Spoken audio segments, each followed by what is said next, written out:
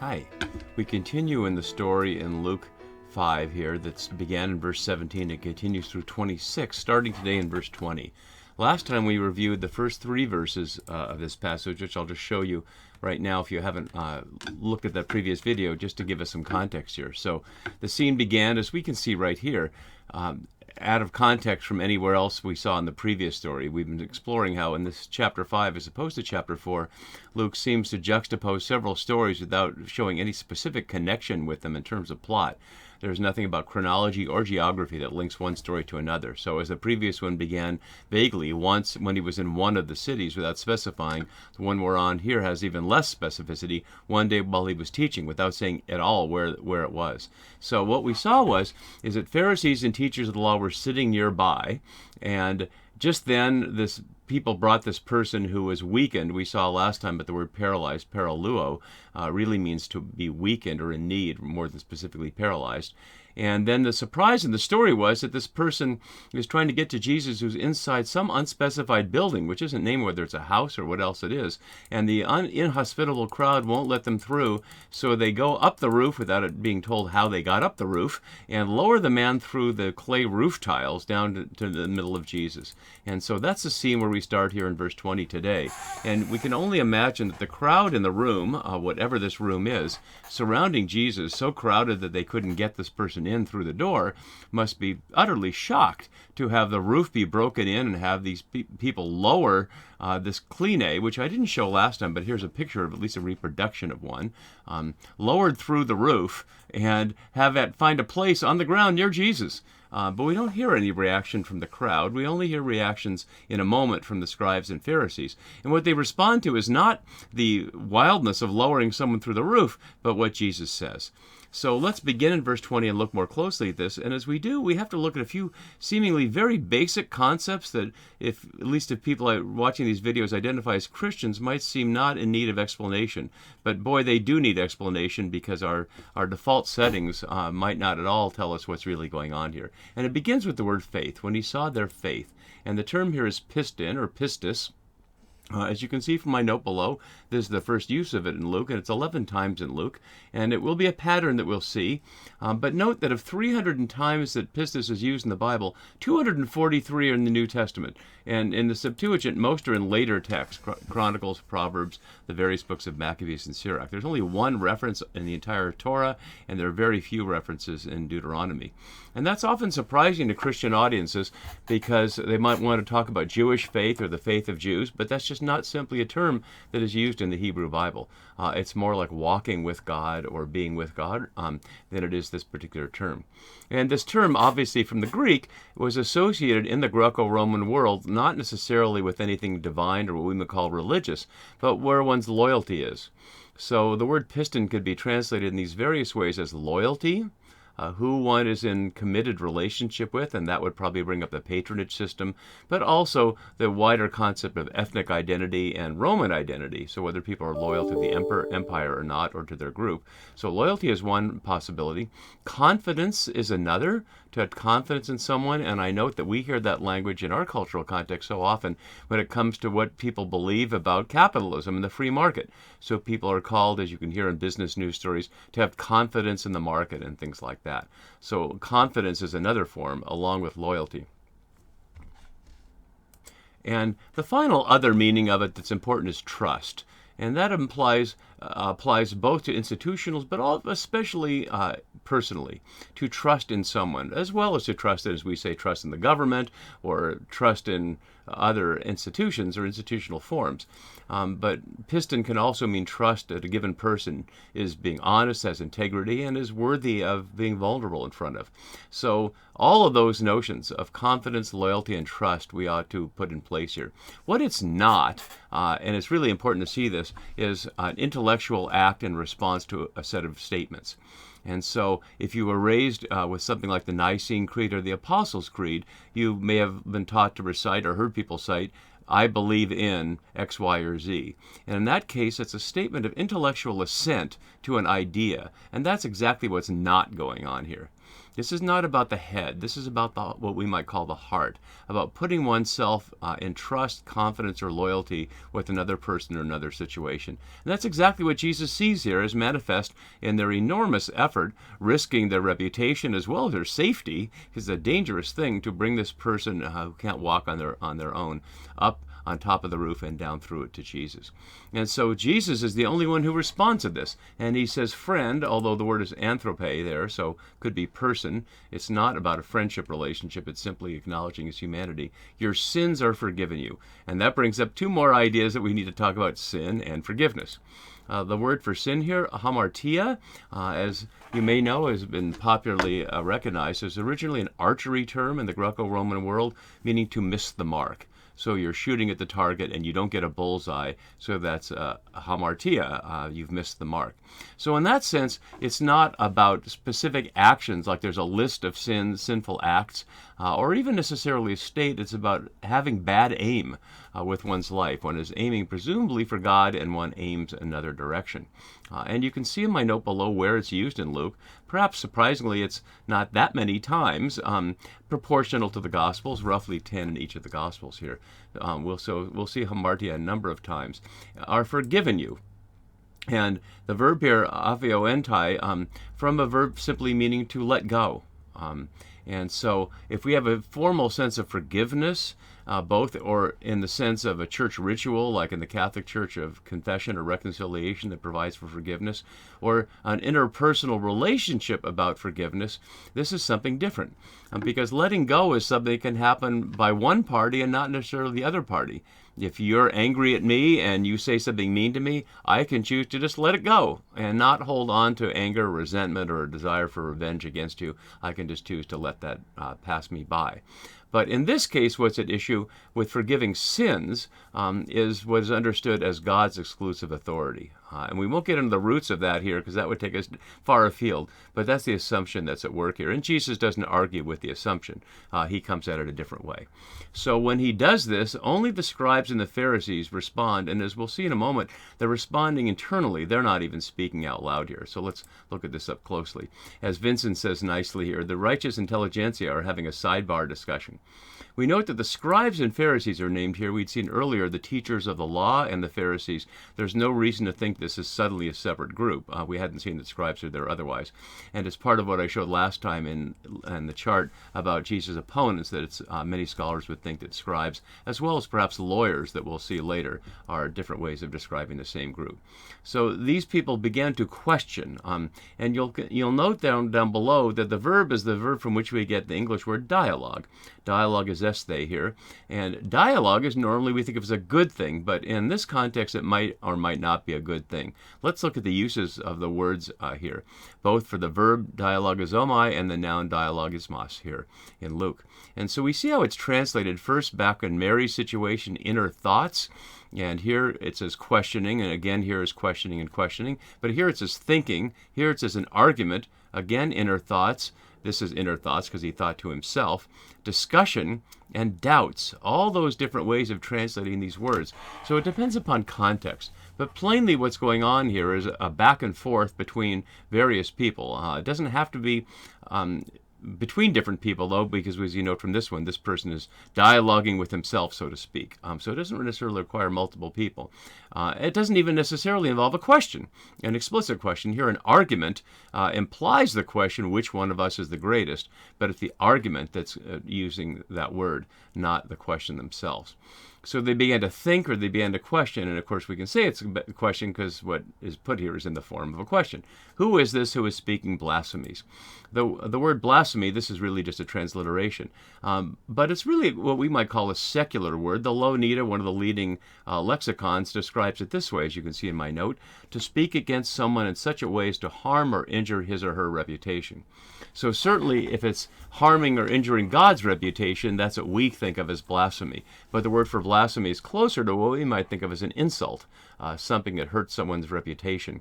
And in an honor-shame culture where one's reputation is what one's currency is for being able to engage in almost any kind of transaction, whether that's a financial transaction or interpersonal transaction, if one's insults spread around, in other words, if one's reputation is injured, that's a serious thing. This is understood as an insult to God because Jesus is presuming to have authority that God hasn't given him, but he will argue that he has the authority, as we'll see in a moment. So who can forgive sins but God alone is their question. And they haven't said it out loud, though. When Jesus perceived their questioning, and epignos here are used as recognizing of ordinary perceptions, and it's not necessarily about reading people's minds in that sense, but that's what it is here. And of course, it doesn't necessarily imply Jesus has special power to read minds, but he's astute to what's going on in the room. My wife Sue, who's the spiritual director, is quite capable of doing this by looking at people's faces, and so is any alert person. And we might recognize we do that all the time when we watch cultural events like TV shows or movies, and we see people's faces change, and we have some sense of what they're thinking or what's going on with them. So it doesn't require a special Jesus exception here, but just that he's an alert person paying attention.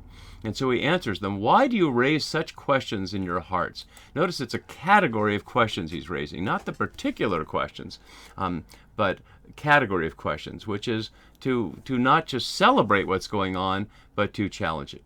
And I give a couple of other examples down below of how this in the heart plays out here, about John the Baptist, or scatter the proud in the thoughts of their heart. So dialogue is something that's often perceived as in the heart, but we have to recognize that for this cultural context, heart is the place of thinking. They didn't have the sense of head as thinking and heart as emotion that we do. The heart is the center of the person, and that's where one's thoughts come from. So they're raising it from the core of their being. And rather than answering their question, who can forgive sins but God alone, he gives them another question. Which is easier, to say your sins are forgiven you, or to say stand up and walk? The word for easier here, eukopos, is only 3 times in Luke, and it's only in Mark and Matthew in the parallels here.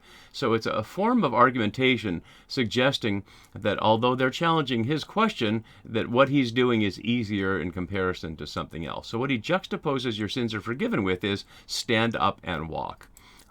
And the word for stand up here, the verb agyro, used many times in Luke, is ultimately, as we see down here and in other places, the resurrection word. One of 2 resurrections word. Anastasis is another, to stand up, but this is a verb that's often used. So it's not about resurrection here. Plainly, this person isn't dead, but it is going to resonate with the recognition that even death doesn't stop people from standing up.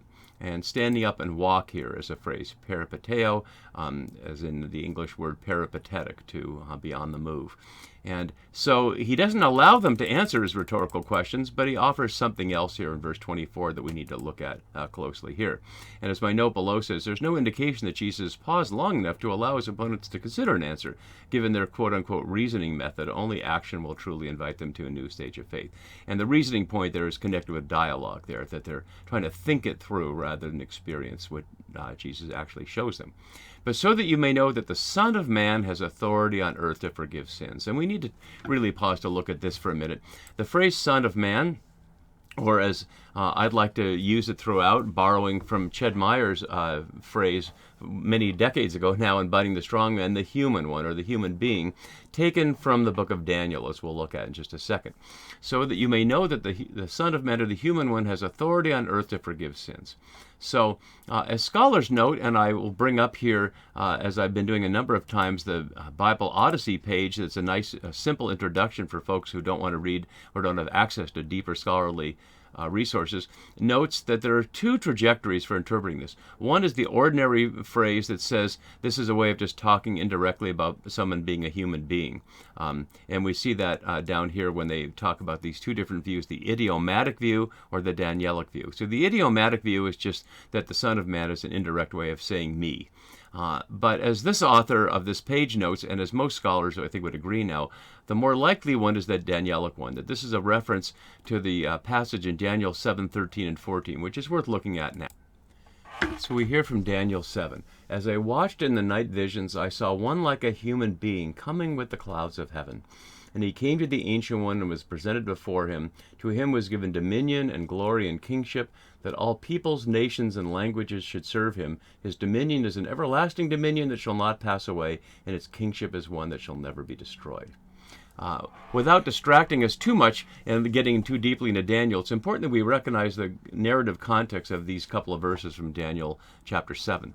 In the earlier part of chapter 7, Daniel is shown a vision of 4 rapacious beasts that claw and bite their way in destructive ways and represent empires, as the angelic interpreter tells him. And after the series of 4 beasts who represent empires, we see this scene. So what Daniel's being shown is, on the other side of the veil, the reality of these human imperial leaders is that they're beasts. They're not actually human. They're not acting, in other words, as humans are in the image and likeness of God from Genesis 1, but are acting like beasts. But one will come, Daniel is told, who is like a human being, who not only reigns with God's authority, but is in the image and likeness of God fully, is the stand-in for God as one who reigns. And in the vision of Daniel, that would be something that would happen on earth as in the sky. But as you can see on the right side of my screen now, this is from the book of Enoch. And Enoch also uses that phrase, but in Enoch, the Son of Man only has authority on the other side of the veil. So in this excerpt from chapter 62, you see this. When they see the Son of Man sitting on the throne of his glory, and the kings and the mighty and all who possess the earth shall bless and glorify and extol him who rules over all who is hidden. For from the beginning the Son of Man was hidden, and the Most High preserved him in the presence of his might and revealed him to the elect, etc. And so in the Enoch version, the Son of Man, or the human one, is a being that is only encountered after death, expressing judgment, sending some into a place of joy and ecstasy with God, and sending some into a place of destruction and terror. But that's what makes sense now out of what we see in verse 24 in our passage. So that you may know the Son of Man has authority on earth.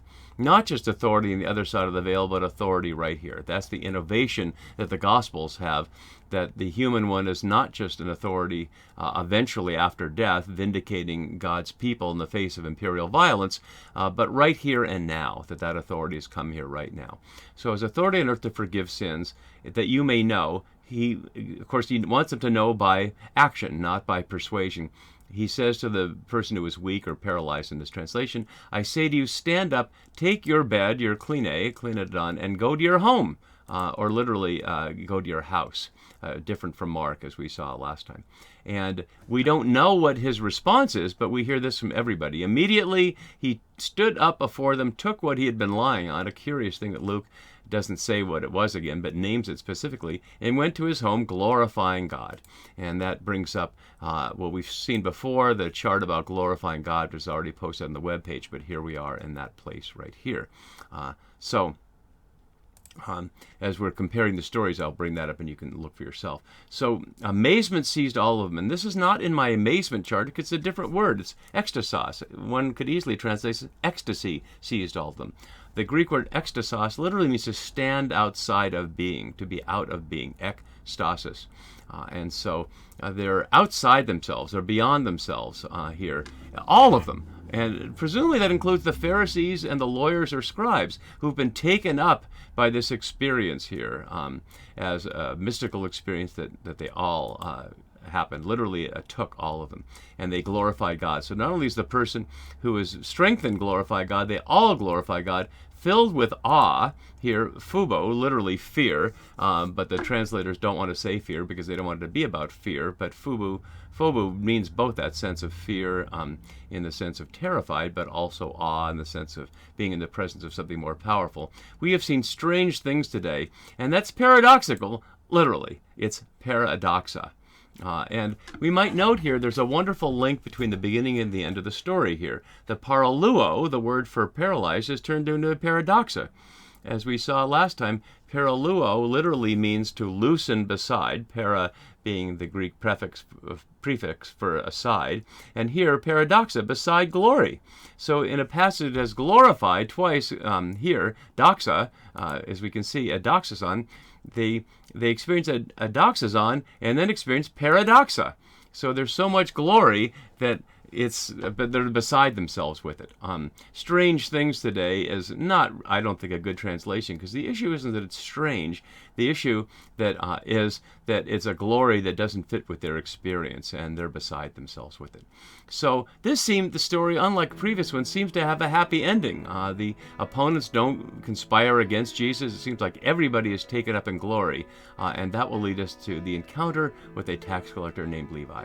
See you next time for that. Bye-bye.